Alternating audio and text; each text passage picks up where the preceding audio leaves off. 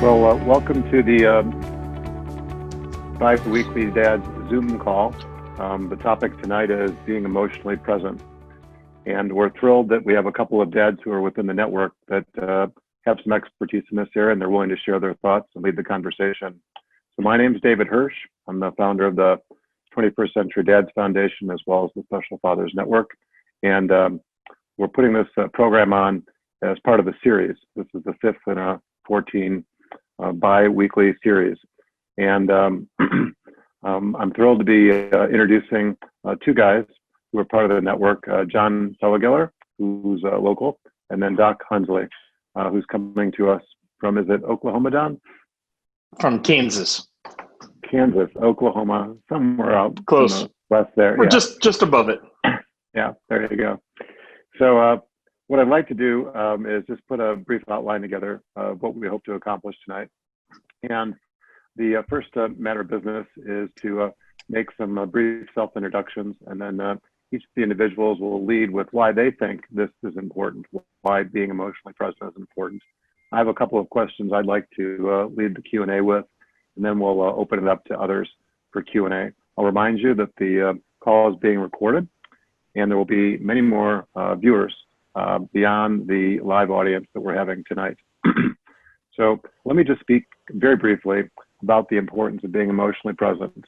Many of you know that I'm a financial advisor, and I've been doing that same job for 35 years and with a reasonable degree of success. And the way I think about it is that you do not want an emotional financial advisor. You want somebody who's going to be able to keep it together, who's got nerves of steel. And I jokingly say that an alternative occupation might be like an air traffic controller. When you got a lot of stuff going on, there's a lot on the table, and you just need to be focused. So that might work very well in a professional environment like the one that I work in, but it probably isn't so good when you think about being married, raising a family, or for that matter, raising children with special needs. So I'm thrilled that we have a couple of individuals that will lead our conversation. And what I'd like to do is introduce John Felageller to go first, and then we'll circle back and we'll ask Doc to introduce himself. So John, the Zoom stage is yours. Thank you, David. So first of all, good evening, guys. It's a pleasure to be here with you all. I'm John Felageller, coming to you from lovely Highwood, Illinois, in the northern suburbs of Chicago. I have a 12-year-old child, Christopher, a son with autism, autistic nonverbal. I am also recently divorced. I was an unwilling part of the growing statistics of divorce this year, unfortunately, but my ex-wife and I maintain a good relationship, especially around parenting. She lives about 15 minutes away from me, so we've worked out quite a good arrangement there, fortunately. In terms of my professional background, I've spent most of my working years as a teacher. I transitioned about a year ago to the nonprofit sector, where I was working for an organization locally that serves special needs adults. Unfortunately, as many of us are now victims of COVID in our employment, my position was also recently eliminated. So 2020 is just all fireworks and sparkles for me. But at any rate, over the last few years, regardless of my regular career status, I've done a lot of advocacy and volunteer work with organizations both locally and nationally. Two are well represented here, Special Fathers Network. I've been working with David for the last couple of years. I'm a proud podcast dad, number 65. Honored to be included in a lot of the planning for the various events and programs we put on. I've also been involved with Doc Hunsley down there in terms of his ministry based in Kansas City, SOAR Special Needs Ministry. They put on a wonderful conference once a year. I've been to it twice, and a great part of it. And Doc is also involved with another great organization and our friend Steve Gresovich and Key Ministry. So I actually do blogging for them as well as speaking, podcasts, etc. I'm proud to say I finally have a website, johnfelageller.com, where you can see all of the crazy things I've been up to. And just really quickly, in terms of being emotionally present, why do I think it's important? And obviously we'll unpack this more, but I think one thing I would really stress here is that there's an interesting dynamic between special needs fathers and special needs mothers. And, I think the thing we all need to just kind of lean into is the fact that dads are men, and men have a certain way about going about fixing the world and taking care of our kids. Men are fixers. Sometimes emotions can maybe get in the way of that, but the problem is that when we have a special needs child, I think what you really face is the reality that it's not so much about your child being fixed. It's about you developing a positive, healthy, and loving relationship with your child. And sometimes that means stepping out of our own expectations in terms of what we think that's going to look like and embracing the reality of what is and knowing what a gift it really is and can be. But to do that, we also need to know what we're feeling and why we're feeling it. And sometimes we might need to work on that a little bit. So I certainly have been down that road and known plenty of dads who have been down that road successfully and some not. But I think it's a very relevant and important topic, and I'm glad we're touching on it tonight. Yeah, I'm Doc Hunsley. I'm honored to be a part of this tonight. As everyone said, I'm in Overland Park, which is actually a suburb of Kansas City. Live on the Kansas side. We've got Kansas City, just kind of both Kansas and Missouri. But we got the home of wonderful barbecue and home of the Super Bowl champion Chiefs, which we will repeat there. So sorry to tell you that there, John. Don't want you to get too upset. But I am blessed. I am the executive director and founder of SOAR Special Needs. We are been in existence for September. It'll be 9 years, but we've been an independent nonprofit now just since December.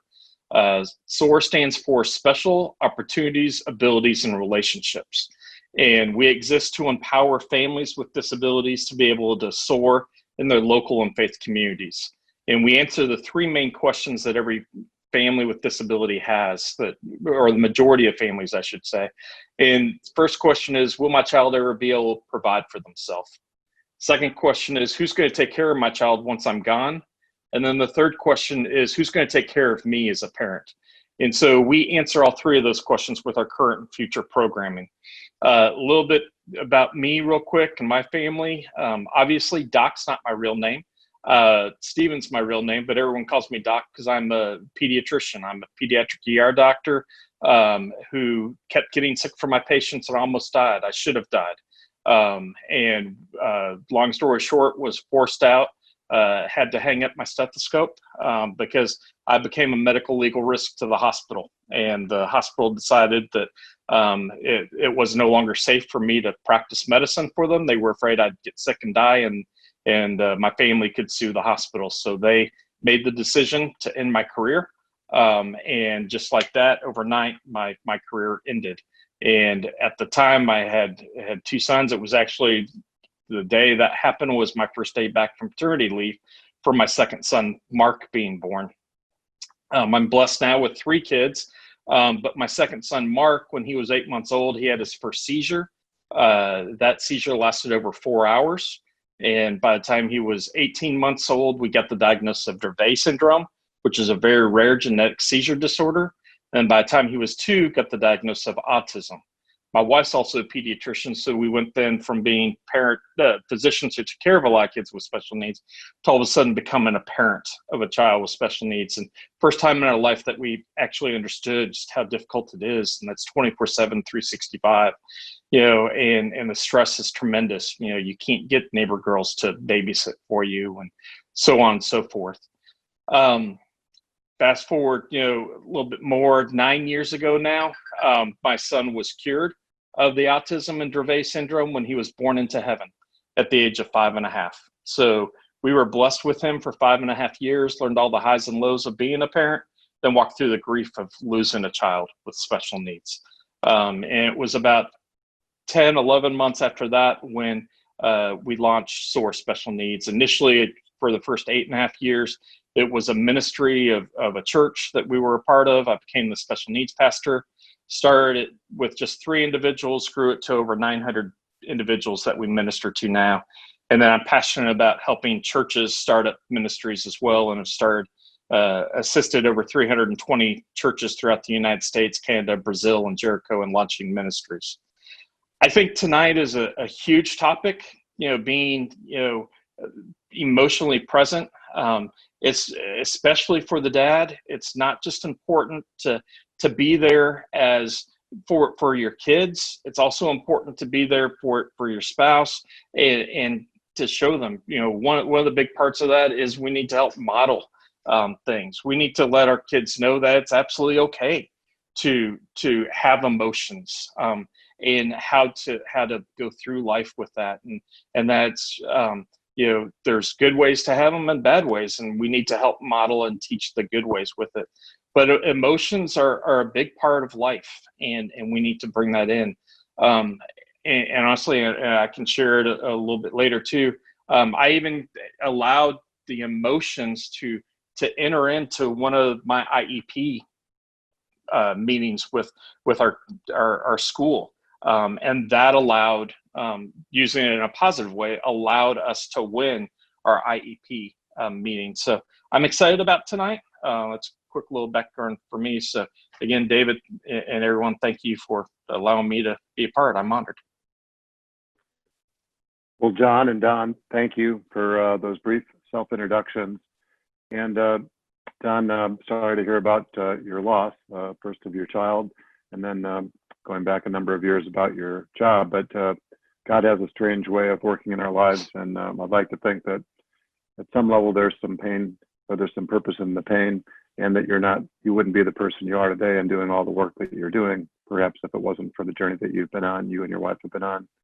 So again, thank you for being part of tonight's program.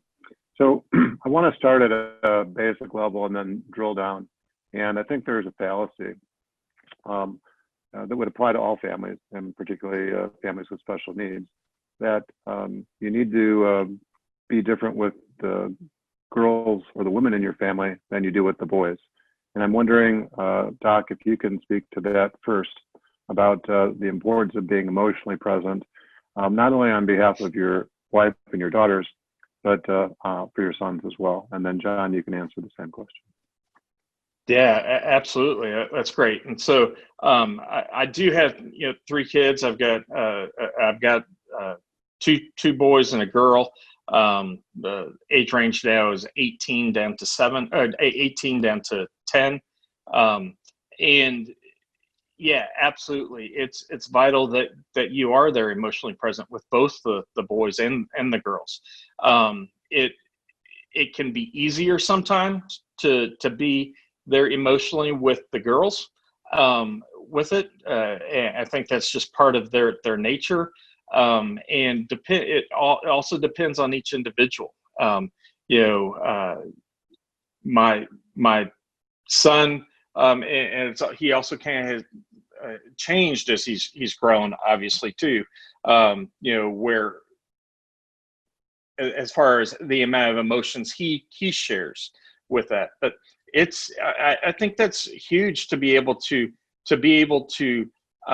be there to give love. And one of the most important things that I make sure I do every day of my life is I will go and let my kids know that, one, I love them. I will give them a hug. I will give them a kiss if they'll allow me to. My 18-year-old allowed now. Obviously, that's not allowed anymore. But I'll still try a hug, or now it's fist bumps, or just a pat on the back. Even is just being able to show that emotion. But it's vital to be able to let kids know that you care for them, and feeling that emotional support, especially from a father. And they want to know that you care for them and that you love them.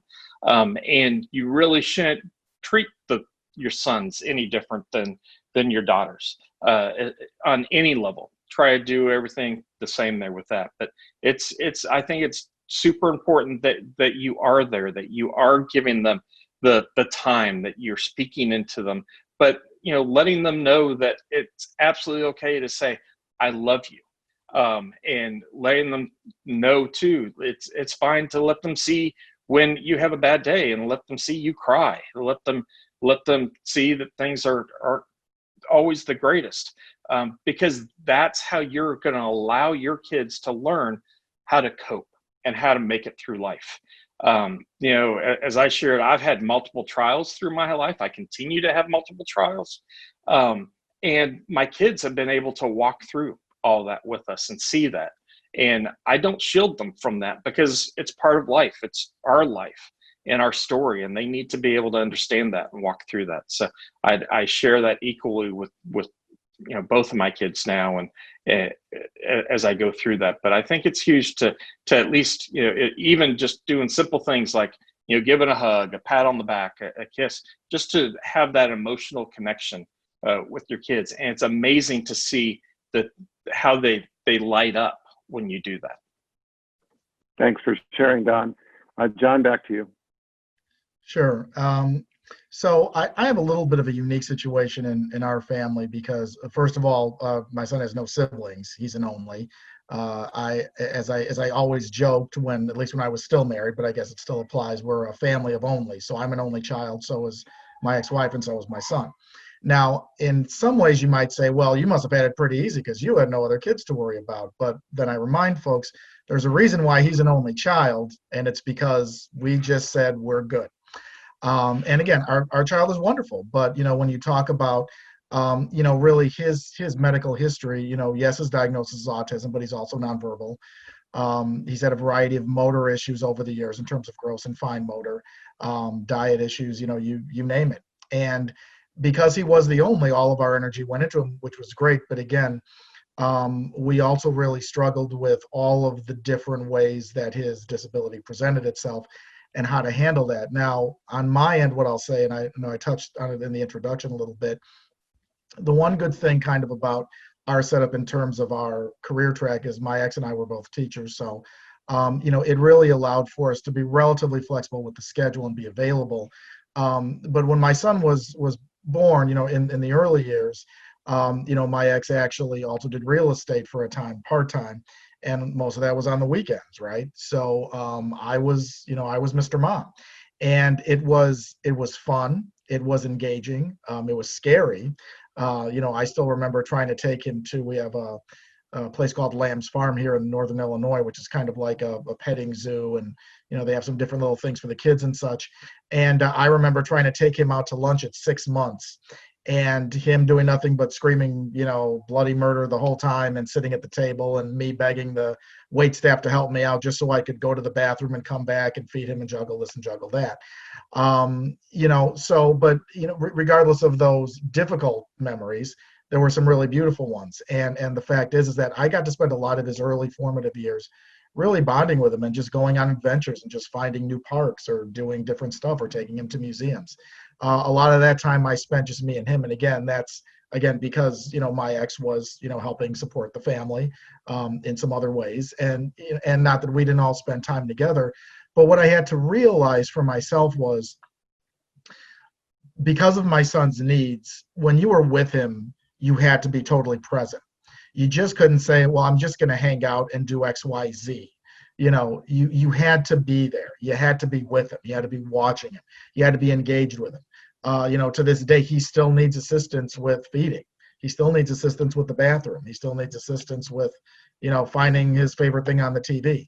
So it's not like I could just say, well, here, you've got some stuff to distract you. I had to be present regardless. Now, of course, as he got older, he got more independent. So as I did when I was still married, and even now, I have my little workstation set up nearby him, so I can always be doing other things, but I still have to be pretty present. And then in terms of the marriage, which I'm sure we'll really unpack here too, you have to understand that you also don't know how much your spouse, how they suffer in that silent way, and that's why communication, I think, is really key. If we can touch on this a little bit more here, is that, I'm divorced. I'm a product of divorce. I honestly still don't know why she wanted the divorce. There were reasons spoken. I don't necessarily think that those were all the reasons. But the fact is that being a special needs parent can take so much out of you that if you're not doing the work on yourself, and then therefore being able to plug into that other person, not to take from them, but to be able to figure out where are you at, what's going on. Even when you tell me everything is okay, I need to have an awareness enough to know it's not okay. What do you need? What can I do? How can I help? Right? And sometimes that's not even enough. But the fact is that emotionally present means I'm taking care of me so I can help take care of you. I can't take care of you if I'm not taking care of me, because then I've got nothing to give. And then I'm coming from a selfish place to say, well, I'm the one that hasn't gotten any sleep. I'm the one who hasn't eaten dinner yet. I'm the one who, doesn't get to veg in front of the TV, and then it just becomes a big mess. So honoring where you're at and where your partner is, I think, is primary to making the family unit work, regardless of how many kids you have. And again, having more kids, that invites some different things. And again, that's not my wheelhouse, but I will speak to it as having an only child with a lot of needs, that you've got to be present just because otherwise it doesn't work, and you will crash and burn somehow. And again, in my case, yes, product of divorce, but we're still making it work, and we're still respectful with it. And I think we're doing a great job co-parenting, at least. So, John, thanks for sharing. And what I appreciate about both you guys is your transparency and authenticity, right? You're talking about things that a lot of us guys would have a hard time talking about, which are difficult, right? I've been through a divorce. I've had challenges in my life. So thanks again. So let's break this up into a couple different pieces. Let's talk about being emotionally present for yourself, right? And some of the things that you each do to make sure that you're in touch with your own feelings. Then second, talk about the family relationships first, with the spouse, or in your case, John, an ex. And then let's drill down on it from being present for your children. And then maybe age appropriate. There's things that, we would do as dads of younger kids when they're super young, like preschool, and then once they're in school, and then as they transition to middle school, high school, and beyond. And it's an evolutionary thing, right? Because a lot of this sharing or caring has to do with age appropriateness. So I'm going to go back to you and then back to Doc, but let's talk about being present with our own emotions first, and then talk about spousal relationships. So yeah, and what I've learned kind of the hard way, and I would tell you that I've kind of been on a path of self-discovery, my whole life. One thing that I think you kind of wrap your head around, first really just as a husband, as a spouse, is, you really kind of assume a role as a caretaker in that relationship, to the degree that, you both, kind of agree to and feel responsible for. When you bring kids in, of course, it's a whole other dynamic, and then with special needs. So I think the thing that kind of gets lost in all of this is, and again, going back to my original point, if a man generically approaches their role as a special needs dad and says, okay, there's a problem with my child, what do I do? Who do we need to talk to? Who do we need to write a check to? How many times do they need whatever therapy they need, and let's just get it taken care of. Most often it doesn't work that way, right? And in some cases our kids get better, and some folks' kids, do get, relatively healed depending on the nature of their disability, and many times they don't. And in my case, that really is where it's at. So how do I take care of myself, kind of a thing. And how do I acknowledge the feelings that I have, first of all, of not being able to be really in control of this situation, and the powerlessness that you feel there. But then also to know, okay, I'm still the man in the family, I'm still the husband, I'm still that anchor, however you want to define that. How am I taking care of myself so that I can be that, for the people that I care about? So I think it begins, and I'm just going to sum it up really briefly here, just for the sake of time. And I share this in my talks. As a teacher and using a teacher brain, I like to make it really simple. So I call it a 1A, 1B conversation. Okay, there's two things you need to be a successful parent, especially successful special needs parent. 1A, for me at least, is faith. Okay, I depend on my faith as my foundation. That is where I emotionally fill up. I realize not all of us here might be Christian or might be religious, but the fact is that for me, spending that time in prayer, spending that time, in silence, and being able to speak to God, and then also filling up with activities related to that, whether it's meeting with a small group or church service or whatever it is, that provides me with a foundation to know that I'm taking care of myself. I'm filling up with what I need, and I am getting all of those aches and pains on an internal level addressed. That's how I'm taking care of myself. Now, of course, there's other surface ways one can fill up with.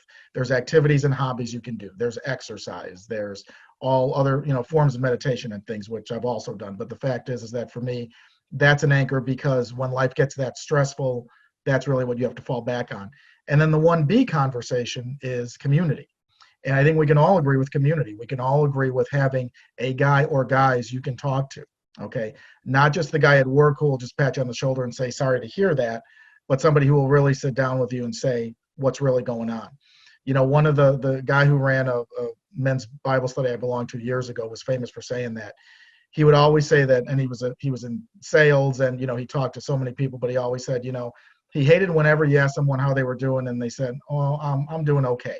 That's the default, response in our Western culture. I'm doing okay. And his response was, no, don't tell me you're okay. Tell me what's really going on. Because on some level, all of us are not okay, which is fine, right? So you want to be transparent. You want to put it all out there, and you want to have someone that you can really relate to and talk to, and again, throw these things off of. I myself personally, I'm comfortable with sharing these things in a group. Not everybody is, but do you have at least one or two guys you can go to, right? And then how are you then taking from that and then using that in the dynamics of your other relationships? So when I know that I'm filled up, when I know that I'm in a good place, when I know that I've had an opportunity to vent and to process with, another guy, at some point during the week or whatever, then I know, okay, when I have those tough conversations with my spouse, when my spouse is overwhelmed, when she's coming after me and it's for no reason and I don't get it, I'm not going to take it personally. I'm not going to feel attacked. I'm going to be able to relax, sit down, breathe, and process it, and then be able to support her in what she needs, right? And I will tell you that, for what it's worth, for 15 years, we did that a lot, and we did it mostly successfully. Sometimes, it just doesn't work like that anymore. But at the same time, it was absolutely worth it. And it's not to say that it didn't heal a lot of arguments and a lot of sore feelings and save our marriage up until the point where we did, at least she finally said she wanted to leave. So it is valuable in terms of relationship with spouse, and then translating to your kids, right? I'm present. I get to be emotionally present. I get to support my child because I've done the work on myself, and I know that now I can be what you need me to be. Whether that's just sitting with you on the couch watching a show or a game, or really, interactive and, kind of following your every step. Doc, back to you.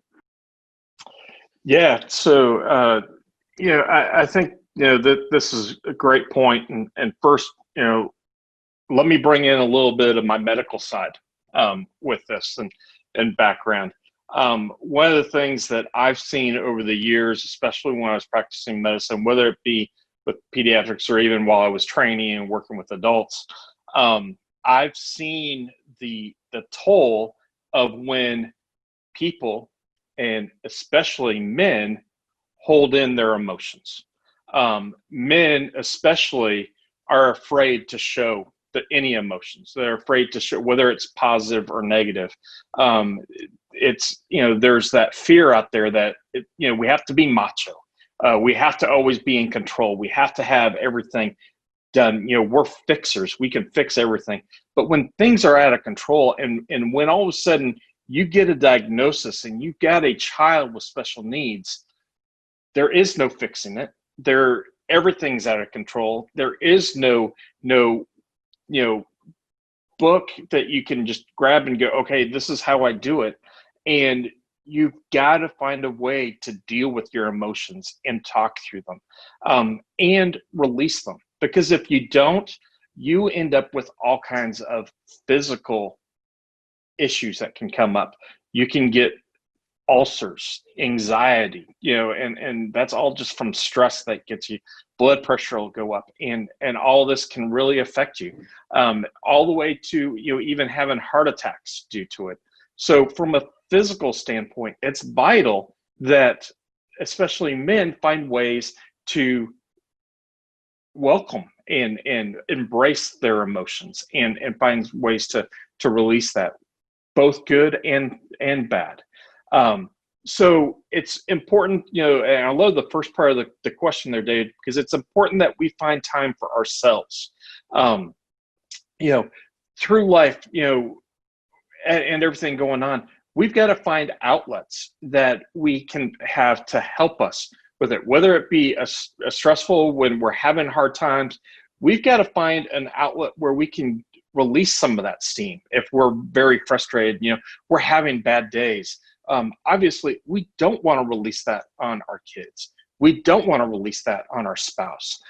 So we've got to find another way to release that, whether that be go to the gym and work it off there, or whatever it is. You've got to find what that release is for you. And so that's important. It's also important that, and just like, John had talked about, is, having that community, but also, if you're married, having those conversations with your spouse and being honest with it. You do not do yourself any good if you fake it or try to fake it and say everything's okay if it really isn't.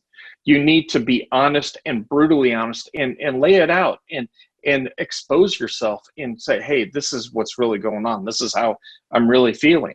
Because most likely they're feeling the same way. And it's so much easier when you're both know what's going on, that you can help one another and walk through that process with it. And so it's amazing what I have found in, my wife and I just in May, we just celebrated 25 years of marriage. And I truly can say all of the trials and everything we've had, it has drawn us closer together. And I'm thankful for all that. But it's because we make sure we communicate, we talk through it, we let each other know how we're doing, what's going well, what's not going well, and we're honest about it. We're not going to try to hold anything back or lie about it, because I truly need her just as much as she needs me, and I'm there for her when she needs it, and she's there for me when I need it. She is that sounding board, and so that's vital that you're able to give back and forth with one another. And then with our kids, we need to be there and be able to help support them through that too. And there are, especially, my son, he was nonverbal as well. We had multiple seizures every day. And, things can be very difficult. But one of the key words in my life is the word perspective. And it's something I want to challenge each one of you to have that become one of your key words. We need to change our perspective every day. And so many times, I could find myself focusing on all the negative things that were going on.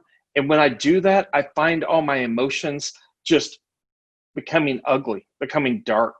And I miss out on all the positive things that would happen. But instead, if I change my perspective and then choose to focus on positive things and choose to focus on the great things that are happening, one, it would change my whole outlook. All of a sudden, I'd find I'm not so upset. I'd find that, oh my gosh, my son actually is improving. He's doing some great things. It's not all this doom and gloom.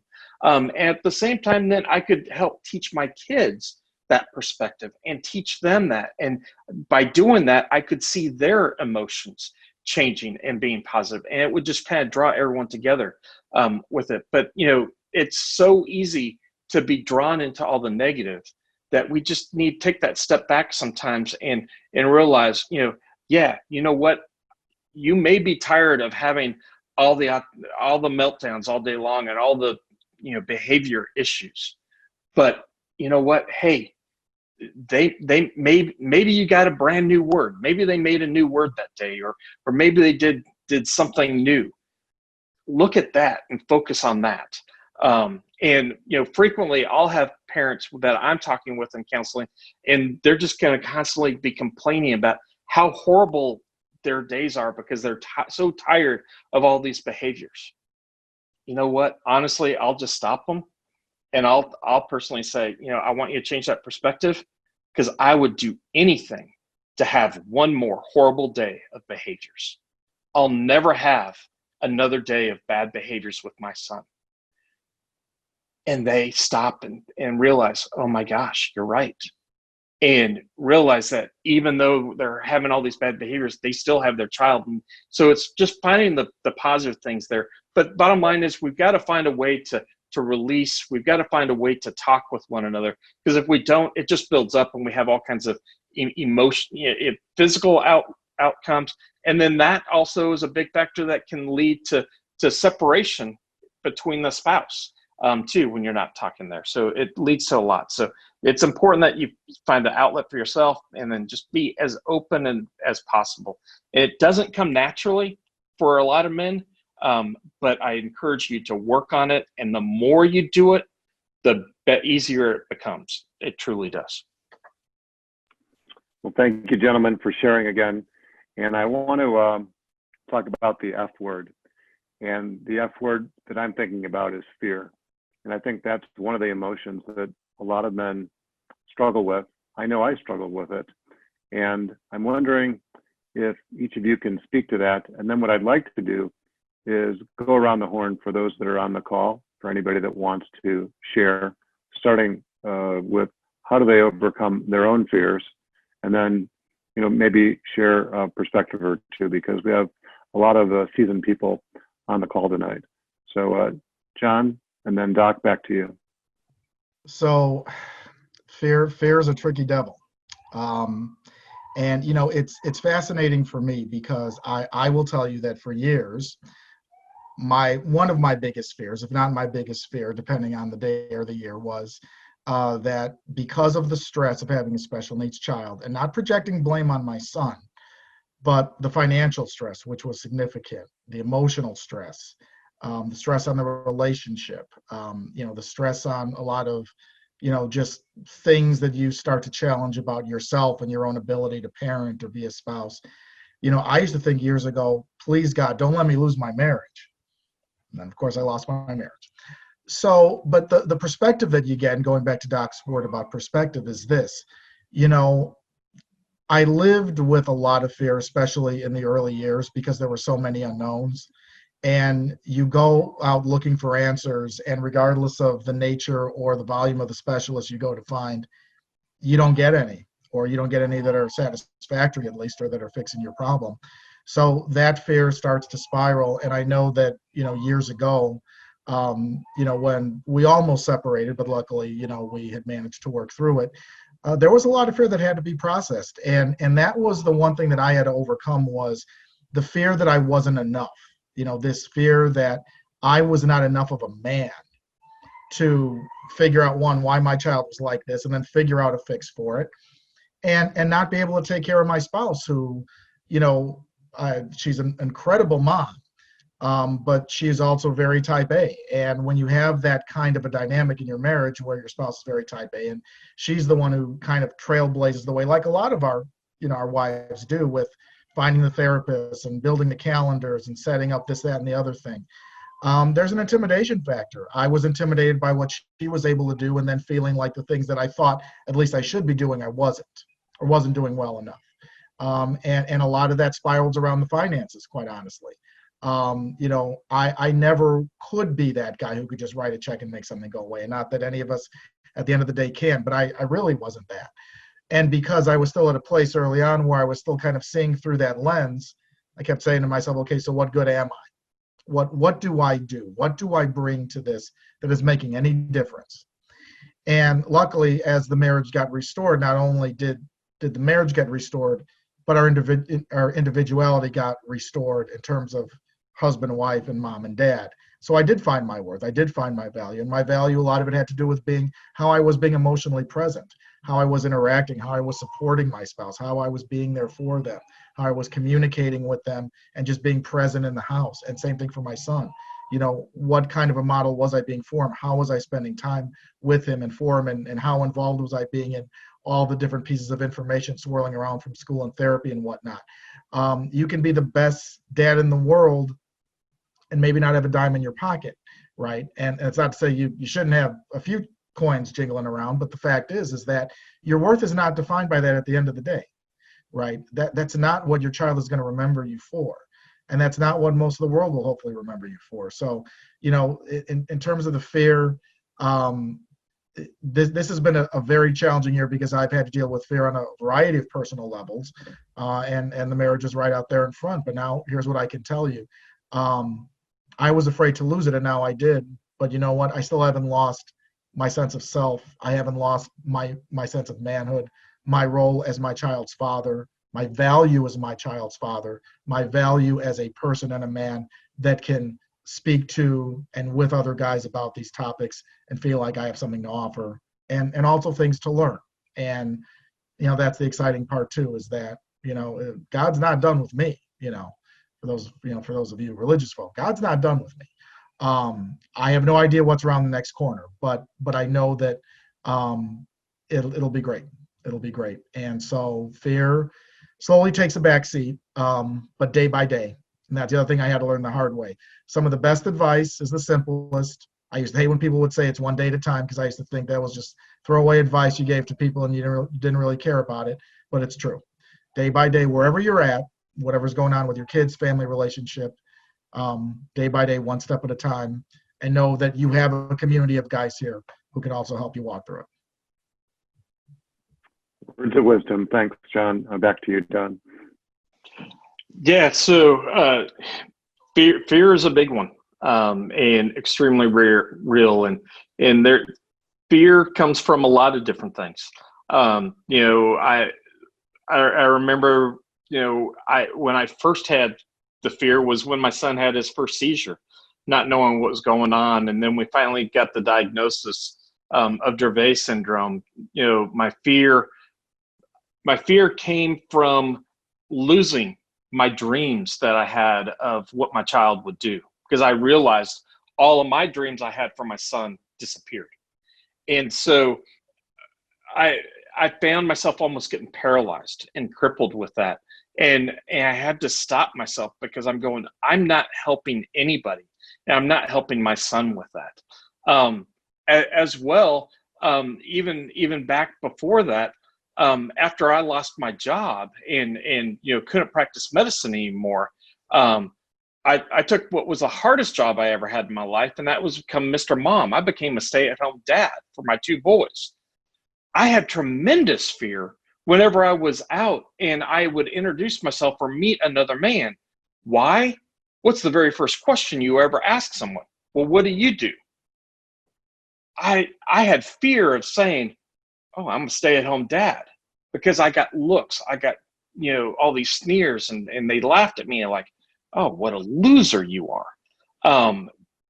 But I had to overcome that and go, hey, I can't worry about what other people are thinking. I've got to focus on what I need to do. And then, kind of going back, there's one saying that I absolutely hate. And I truly believe it comes straight from the pit of hell.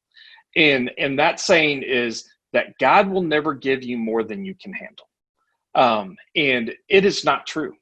I personally truly believe that God purposely gives you more than you can handle. And there's a reason that he does that. It's because God doesn't want you to handle it all. And what I've learned, and because frequently we can allow that fear to enter in, and oh my gosh, I can't handle all this. I can't do all this. Well, God doesn't want us to do it all. What we need to do is focus on what we can do and what we have the expertise to do. And everything else that we don't know how to do or we have no control in, we just sit and go, God, you take this. I can't do it. I don't know what to do with it. You've got it. I'm going to focus on what I actually have control over. I personally had no control over what the future for my son was going to be. I had no control over if he would ever get any more vocabulary words. Yes, I could definitely make sure that we had his therapy. I could definitely make sure I was helping him with it, but I had no control on if he could actually ever speak. I would have no control if he could ever say, Daddy, I love you. I never heard that, but I had no control over that. So what good does it do me to sit there and stress over that or have fear over that? I had to completely release that and let go of it. Instead, I was able to focus on what I could have control over. And I find then when I can focus on what I have control over, guess what? My fear disappears, because like, amen, when you know you have control of being able to fix something or do something, you can remove that fear. And so that's one way I've been able to conquer the fear that I have in my life, is going, okay, I focus on what I've got to do and how I know how to do it, and everything else I'm going to give to God and trust that he will do it. And he has brought me through that now, through trial after trial after trial. So that's my big thing on fear. But don't allow fear to cripple you, because it absolutely will with it. And I've seen it far too many times. Don, great point about trying to discipline ourselves, I guess, mentally to worry about things that we have control over. And when you start to decipher that, you realize we have control over very few things, right? But we get confused, or our minds get foggy about that. So excellent point. I'd like to open it up to anybody else in the remaining minutes that we have to either speak to fear and how they've overcome it, or to speak about being emotionally present. And we have a couple of younger dads on the call. So if they have questions for either of our presenters or just want to pose a question, now would be a good time. So if you want to just raise your hand and unmute yourself, that's fine. Scott?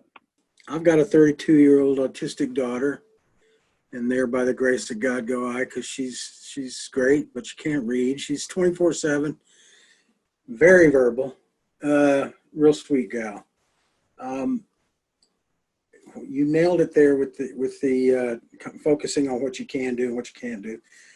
I use the Serenity Prayer probably 10 or 15 times a day, not just for my life at home, but for everything else in my life. And if you know what that is, you know what I'm talking about. The serenity, the courage, and the wisdom, that's all you can do. But over the years, when I was younger, I had fear. But what I had to deal with at first was denial. I had to get through the denial, then hit the reality wall, knock that down. And after that, it was just a matter of working with Sharon and raising Gloria. Well, we have a daughter that's older than Gloria. She's wonderful. Her sibling is absolutely fantastic. But we never treated Gloria. I did. I always thought there was going to be a cure. I thought she was, like a friend of mine, we laugh, Tom and I laugh. We sometimes stare at them in the pool and we're like, you think they're faking it? You think one day they're going to go, okay, that was great. We got through life. You're doing everything for us, and so on and whatnot. But fear wasn't my main thing. Fear was, I was more angry. I wasn't afraid of what was going to happen. I'm from a big family, 5 sisters, 2 brothers. I mean, we all have needs. We know that. We all have special needs, and some are just more special. But I think the reality of it is where you have to deal with it.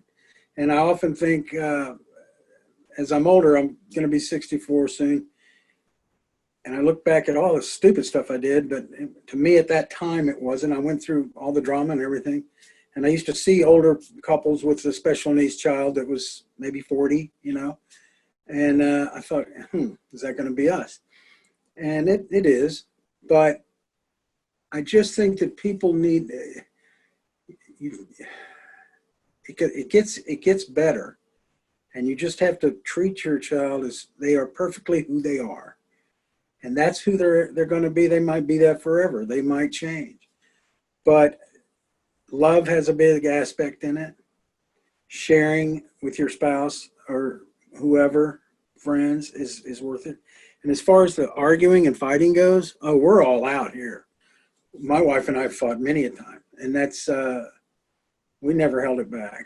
But we're doing great. We're doing great. But I don't think fear should be a part of it. Don't be afraid of anything. We're men. I think back, imagine what they did back in the day in the 1800s, late 1800s, 1900s, when they had these children, and what did they do? And today we've got all this stuff, there's books and doctors and all this stuff and lawyers. And, I just think, try to keep it simple. But again, fear doesn't come into the play. I just wanted to make a note because I was thinking about it. The silver lining, I mean, I'm scared every day I go out the door because of the coronavirus. But the silver lining for that is look what it's done to families. I mean, seriously, I hate this virus. I wish God would just blow it away. But family units have come together in ways I don't think they ever would have. You know, so if there's fear out there, I think that's where it is for people today, because it's such a scary time outside. But for special needs dads, just be there for your children, be there for your spouse. You know, we don't hunt and gather anymore. We don't go kill the meat and drag it in the cave and throw it on the ground. We just, you know, it's a whole different world, even since I was in my 20s. But just love, respect, and be there emotionally for everyone, your special needs kids, your typical kids, your wife, your in-laws, anybody, you know. So, but you guys are awesome. I mean, and I'm sorry about your doctor. You should hang a shingle, dude. I mean, come on. You're still a doctor. Don't worry about it.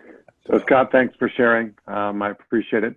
Anybody else want to share a thought or pose a question for that matter? Paul? Yeah, Scott, I'm 66 and it does get better. I have 4 boys. My oldest is 36. He's blessed me with 2 beautiful grandsons. And then I have triplet boys. And my oldest son has special needs, and in the sense that he's got ADD. But my triplets, 2 of them are autistic. They're nonverbal. They're 32 years old. And they live with me mainly because this year we finally got state funding, and I bought a house, and we were ready to move in, and COVID hit. So they're still with us. Now I got 2 houses. I cut the grass, and it's kind of refreshing, actually. But the fear thing is, we had our son, and boy, we were going to have this little girl, and next thing you know, we're going to have 3 boys, and you got this joy. I'm thinking, man, I got 3 linebackers. I already got a safety, and then you find out they're autistic, and you don't really understand what that is. And then I came home one day. I'm a sales guy my whole life, and my wife's in the driveway, and she says, I went to the doctor again today, and it's been determined that they are autistic. But the fear part of that, it kind of turned me into, okay, we're not going to fix this. What are we going to do to deal with this? And we made a commitment, my wife and I, we've been married 42 years, that we're going to live a normal life. But I can tell you a million stories that aren't normal when you got 2 autistic guys and 4 boys. Let's just face it, it's crazy. But we've lived a really normal life in that respect. And I've had a good sales career. My wife's been an incredible mom. She still is an incredible mom. Now she's an incredible grandma. And we're hoping that, I just totally agree with you, Scott. This COVID's just got to disappear at some point, go away, so we can get on with our lives. We're kind of trapped in that sense, but I still believe that this is just another challenge God's put in front of us that we're going to overcome. And we've been down multiple paths with our boys, but they're like you said. One day, my buddy says that my 2 guys are the smartest. they fooled us for the longest time because they get anything they want, respectively. And but I really am. I've really enjoyed this tonight in the sense of listening to you guys. And John, the challenges you face, but you're doing a great job of dealing with those challenges, making it positive. And that's what you have to do. You just got to make it positive, and it will be positive. I mean, it's different. I've been blessed. Today, one of the triplets, my son Kevin, he just interviewed to become a regional director. And at the top of his, little program today, he talked about mentors, and he listed me as one of his key mentors. And it means a lot to you to see that in your son, and then to have that relationship where we talked about how it went today. And then the first thing he talks about is his 2 brothers, because that's that triplet connection. He knows that he kind of, quote unquote, was the lucky one. in that respect. But we were tight as a family, and we've given up on that fear thing, and we've kind of said, okay, how do we deal with it? Deal with it every day. So that's all I got to say. In light of the time, I'm going to ask both John and Doc to make a couple of closing remarks, and then we'll put a wrap on it. John, back to you. Well, thank you, David. And once again, thanks to everybody for taking the time this evening. Talking about emotions is, as we all know, the first and foremost thing in every guy's brain, because it's just so natural for us. But the reality is that as fathers and as men and as special needs dads, we have a very unique setup in our lives. And we have been called to take care of our kids in a very unique way, as our kids are very unique. And I think it's important that we just remember that our emotional state is going to dictate kind of what type of a father, what type of a husband, what type of a person we are, to our family, to our community, etc. We have a responsibility to our emotions and to our feelings. And if you're wrestling with stuff, and if the usual ways that you have to kind of process or decompress or relax yourself don't work, as long as they're healthy, of course, then definitely reach out. This is a wonderful community that we have and that we're building. I won't speak for every guy here, but I know at least, for some of the guys here definitely are very open to talking anytime. And of course, that starts with me. So please feel free to reach out to me if you have any questions or would just like to talk or even get together if you're local in the Chicago area. I'm all over social media, but I have a website, so I'll just keep plugging that away. So just johnfelageller.com, reach out to me there, and otherwise just plug my name into the Google machine and you'll find me anyway. So I'd be happy to talk to you and reach out and connect and help in any way.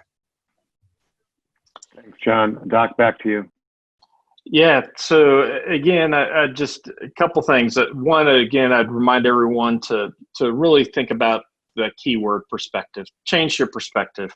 Focus on the positive things, and allow yourself to enjoy that, and just really try to focus on seeing how positive things can be. You're going to be amazed how it can absolutely change your day. It can change relationships, and you can actually see your kids change as well. Don't allow the fear to rule you. Overcome that, conquer it, focus on what you have absolute control over, and go with that. But there's so much you can do. The most important thing though is allow yourself to experience emotions, and share yourself with others. It's the best that you can be. You have so much to offer, and giving yourself emotionally to your spouse, giving yourself emotionally to your kids. Also on top of that will create just a long-lasting bond that will last for your entire lifetime. And so those are important things that I don't want to see anyone miss out on. So be the best that you can. Know that nobody's perfect and everyone's going to mess up, and it's okay. But as long as you're out there trying to do your best, it's going to be okay. And I'll second John. I'm here as well if anyone ever wants to reach out. My website's SOAR Special Needs, SOAR specialneeds.org. I also host a national webinar every Friday, Talk with Doc. You're more than welcome to be part of that and join on in there too. But I'm here for you as well. Thank you, gentlemen. Very enlightening conversation. And I just want to remind people that this is part of a bi-weekly Special Fathers Network Dad Zoom. And the next meeting, the next topic will be on August 18th. And it's going to be on housing and suitable living arrangements. And Paul Koza, one of the dads who's on the call tonight, is going to be helping lead that conversation with a couple of other dads. If you haven't already, subscribe to the podcast, share it with family and friends. Remember, this is a not-for-profit organization. If you have the wherewithal, we would really appreciate your financial support. And thank you again to all the dads who are part of the network, and especially Tom Couch for being our host tonight. That's all for tonight. If you'd like, you can stick around. We can have some one-on-one conversations afterwards. Be well.